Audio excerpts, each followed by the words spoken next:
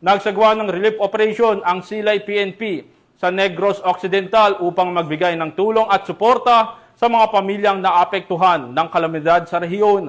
Patrolwoman Andrea De Palubos sa balita.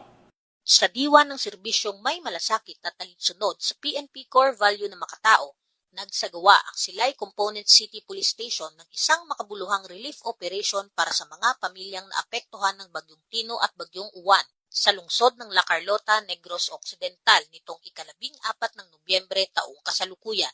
Pinangunahan ni Police Lieutenant Colonel Mark Anthony D. Daroca, hepe ng Silay Component City Police Station, kasama sina Honorable Councilor Darrell Hinulan at Honorable Councilor Mike Maravilla, matagumpay na naipamahagi ang 401 na food packs para sa mga evacuees. Ang kanilang pagkilos ay sumasalamin sa taus-pusong malasakit ng Philippine National Police sa kapakanan ng mamamayan, patunay na ang tunay na serbisyo publiko ay higit na nararamdaman sa oras ng pangangailangan.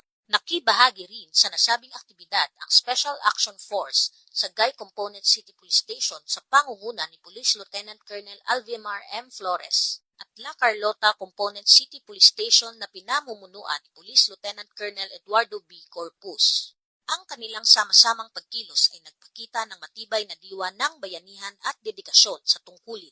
Higit pa sa pamamahagi ng tulong, ang aktibidad na ito ay nagpapatunay ng misyon ng PNP na maging sandigan ng mamamayan sa gitna ng sakuna, maging tagapaghatid ng seguridad, at maging inspirasyon ng pag-asa.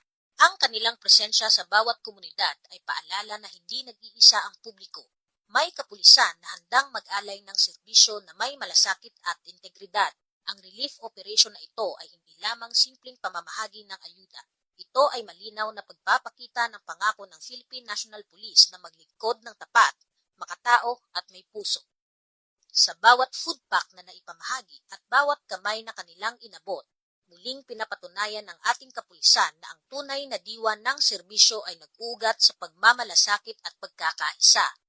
Sa bawat serbisyong may puso, mas lumalakas ang pag-asang kayang lagpasan ng sambayanan ang anumang pagsubok.